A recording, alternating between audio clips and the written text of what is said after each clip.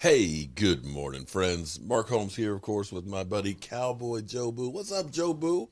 As well as Joe Bear in the house. And as always, I want to thank you all for watching, commenting, subscribing, and being part of the Joe Boo Sports Report. Without you guys and you ladies, this literally does not work. Let's get open for business here and let's wake up those football gods. Wake up this morning, guys. How are you guys doing? It is hump day. It is the middle of the freaking week. Half of the week is gone. And guys, you know what? It's crazy because we are knee deep in the offseason. We're knee deep in it. But that doesn't mean there's not stuff to talk about. And now that yesterday has passed, we have 13 days left for teams to franchise tag players. 13. We've got the Cowboys and Dak Prescott's people apparently talking, and Jerry Jones maybe is talking a little too much. I just some of these stories that you hear about Jerry coming out, I just don't know. I just don't know. We have this window, and we have teams that are working like crazy. You know, every day we hear about some quarterbacks. You know, yesterday or the day before, we heard that Seattle's looking for 3 number ones for Russell Wilson.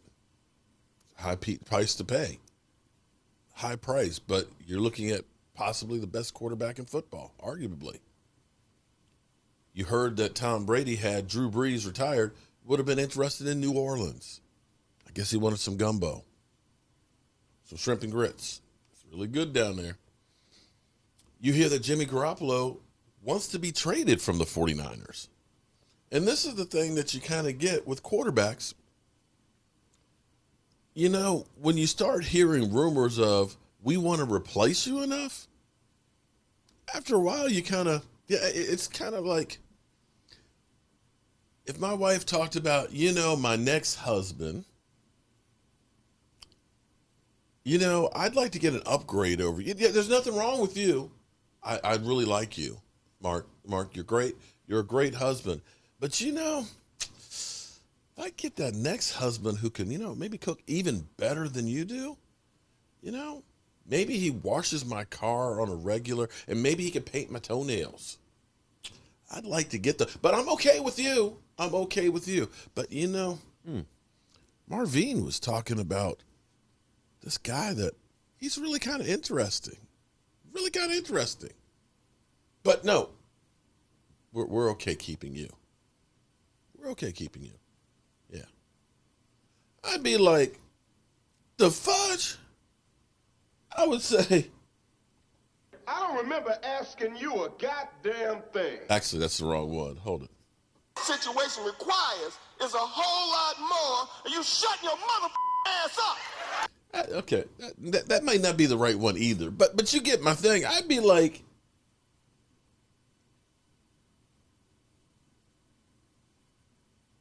you're thinking about moving on. You're thinking about moving on, but you're okay with me. That kind of tells me that I'm Mr. Right Now. That sooner or later, the axe is going to drop. Why am I going to wait? Let me, if I'm not good enough, let me go find somebody that is satisfied with the set of skills that I have, because I have I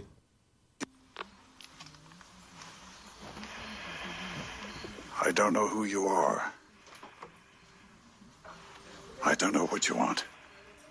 If you are looking for ransom, I can tell you I don't have money. I'm broke But what I ass. do have are a very particular set of skills. Yeah. I have a very particular set of skills, and if my skills aren't suited to what you need, there's nothing wrong with that. But let me go. Don't flirt with other people and then say, no, we're going to go. You're okay. You're okay. Yeah. I'd want to get out too. And teams are now making moves. I believe they're going to be restructuring Tom Brady's contract so that way they can save another $10 million in the cap.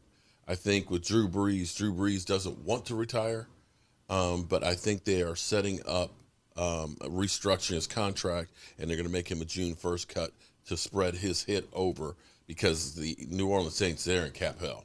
They have the worst cap situation. And Tiger Woods is talking, alert, and everything else.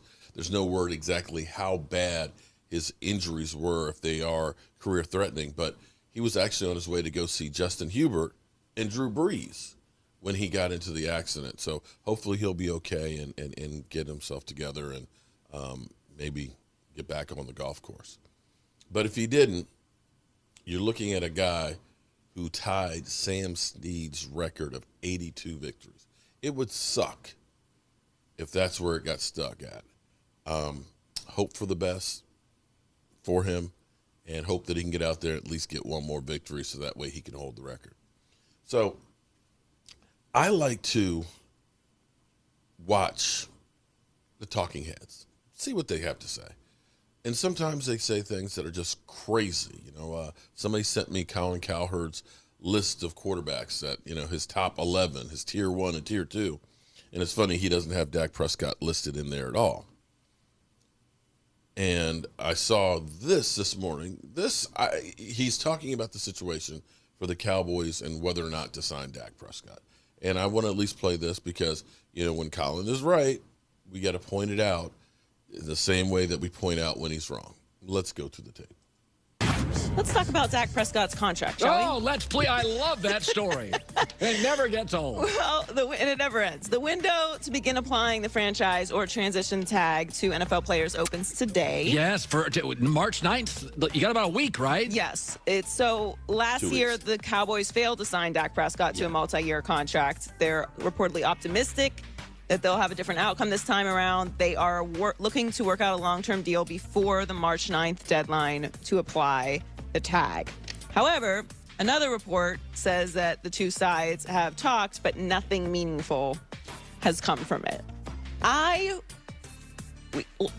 There's certain things I need to find out in sports. I need to find out all of the inner workings of the Patriots dynasty. Oh, it's fun. And how all that unfolds. I love it. This contract, I don't know if we'll ever actually get the real story for what's going on here, but it just feels like we've been talking about this for so long, and I don't get it. Dak doesn't want a long deal. He wants a 4-year deal. The Cowboys want a 5-year deal because of the money. What are you doing? You don't talk about playing chicken. They're going to pay Dak $37.7 million on the tag this year, and then he's going to hit the open market next year? And you know what Dak's going to do in the open market? Whatever he wants. Dak is a winner. Other than this injury, he's always available. What are they without him? They went 4-7 without him last year. You're talking about Duck Hodges and Mason Rudolph. Steelers were kind of still okay. Now, I don't think Mason Rudolph is the answer, and certainly Duck Hodges isn't, but what are the Cowboys going to do? What is your plan? Well, it's interesting because you can franchise one guy, and if you pay him $37 million, you're kind of trapped for a year for an organization that has multiple holes, most on defense. So, or you can sign him to a longer deal and largely manipulate the cap. And so I think Dallas has two plays here. If you sign him to a long-term deal, the number comes down, you can manipulate it. Right. I mean, the bottom line, if you draft well, you're fine at $32 million with a quarterback. You really are. You got to hit your draft picks. But the Rams, by the way, pay a lot of stars, a lot of money, but they've hit on almost every draft pick of note. So if the Cowboys trust their scouting department, then you sign Dak long term. The biggest issue with this organization, and this $32 million would not be nearly as big a deal, but you're paying DeMarcus Lawrence, a solid player, huge money, and Amari Cooper, a good receiver, great money. So Dallas can worry about Dak, but the bigger issue here is you are overpaying multiple players, top 5 in the league, and they're probably top 20 players. So they're a little jammed up, and Dak's paying the price for it. And you also prioritize signing your running back over the quarterback. I never liked that.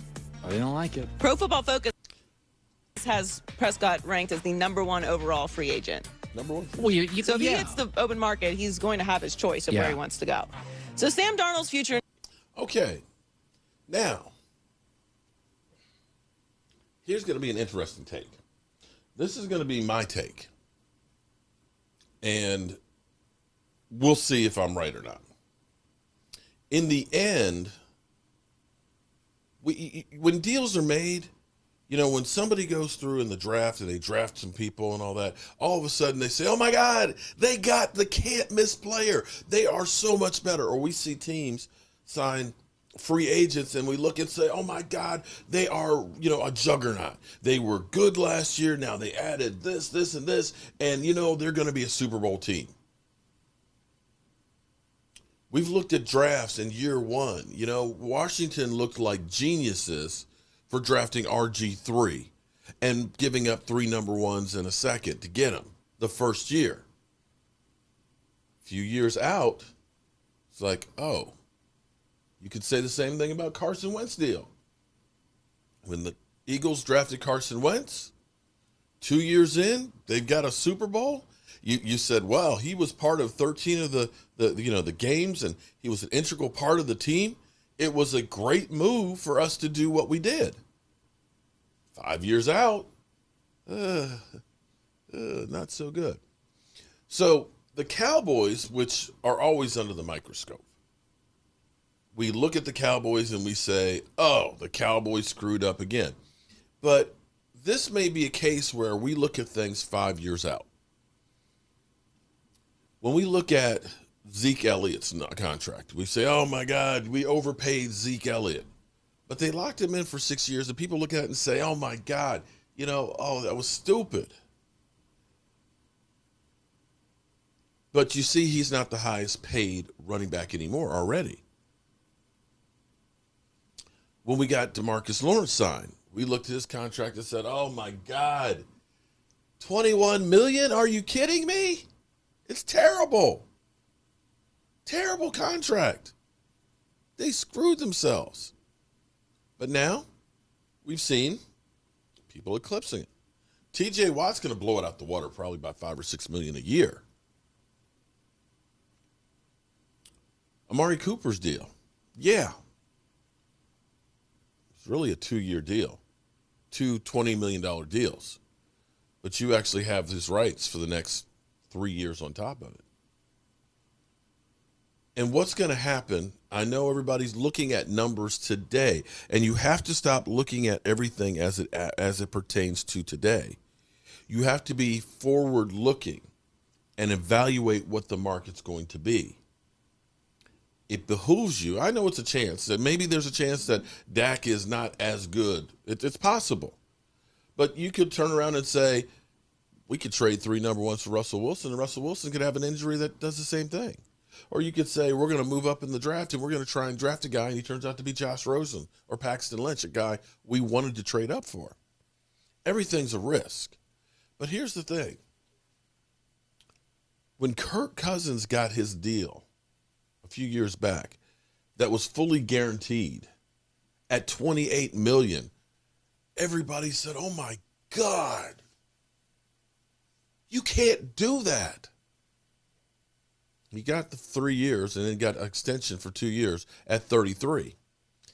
33 didn't even register in most people's minds. That's how quickly that number increases. And I think what you're going to look at, let's say the Cowboys do sign Dak Prescott for 42 million. If the normal rate of going up, just the normal rate, a few years from now, you're going to be looking at quarterbacks that are making 50s. You're going to be looking at edge rushers that are making 30s. You may be looking at running backs that are making 22. And when you start then looking and saying, you know what? Cowboys are actually in better shape than we thought. This year is the last year before everything explodes. Just think about just the one more week of football. That's another Sunday that I got to buy chicken wings. That's another Sunday that we're going to be live streaming games here in my man cave. That's another Sunday where hopefully the stadiums will be open and having fans go in. That's another Sunday of gambling for now all the sports books. That's another Sunday of television networks having games on. You follow me? That's all revenue. That's all a boost to the economy of the NFL. And my God, I am so, oh, Lordy. It doesn't matter what channel I watch on TV these days. I am just getting bombarded by gambling ads for every app in the world. Here's free money. We'll get you paid within 48 hours. Give us $1 and you can bet 1,000 risk-free. Give us your money. We'll get your app. It's easy. I got Jamie Foxx there in front of the MGM and the fountain and everything else, you know, basically saying, they're basically saying, Take the money out, all of it. that's what they said. You've got the television networks with a gun to your head. Hey, guess what, y'all? We're trying to run a business here. We're going to double what you did last time. Disney's balking. Oh, no, we pay more than anybody else. We're not going to double the price, but we want a second Monday night game. We want to be able to flex games in and out.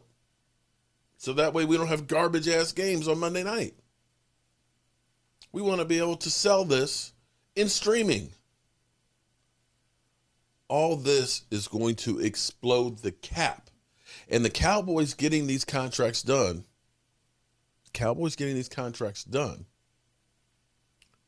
will, at the time that they have, will, in a year or two, are going to look and say, wow, they were smart.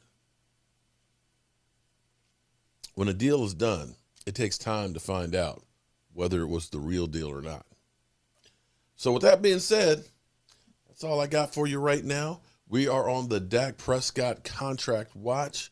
The good thing I will say is we haven't heard anything from the Dallas Cowboys.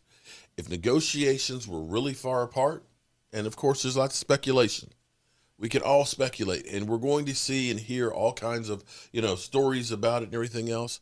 But here's where you know that things are going bad for one side or the other. You will hear them talking in the court of public opinion. I said this about last year when the NFL and the NFLPA was negotiating the contract. When it's going bad, one side's going out and they're coming out and saying, the NFL, they're greedy. They don't want us, they don't want a contract. They want a lockout to try and put pressure on the NFL. Didn't hear that. Didn't hear the NFL come out and say, oh, the Players Association, they're greedy. They want too much. Here it is. We're taking all the risk. And you didn't hear that. And by March, they got a deal done. Quietly. We all knew it was happening. We knew they were meeting. You're hearing Cowboys are meeting, but you're not getting Stephen Jones, Jerry Jones out there saying, Dak, we thought we had an agreement on the table and things, we offered him this and he didn't take that. They're not trashing Dak. They're not trashing Dak. So for me, that tells me that it's going along well. We'll see. If it doesn't get done by the 9th, I can see them saying, we're close. We're just going to put the tag on to make sure we hold on to you. And we've got to the 15th. But it still behooves the Cowboys, like Colin was right. If you go ahead and get him that deal, manipulate the number. He says 32. I think you can get the number down to 22. Then you could go ahead and do both things. You can fill in some of those holes on the defense. But the key, more than anything else, is the draft, something that the Cowboys have been done great. When you think that CeeDee Lamb was 3rd in the slot as a rookie, that's pretty good. All right, y'all, I hope you have a great day. We might be doing a little live stream in the workshop. We've got some racks. We got to do some of our new racks that we have up there, the jersey racks and stuff, and we've got to get some more made for giveaways. So as always, friends, I want to thank you all for watching, commenting, subscribing, and being part of the Joe Boo Sports Report. I'll see you soon.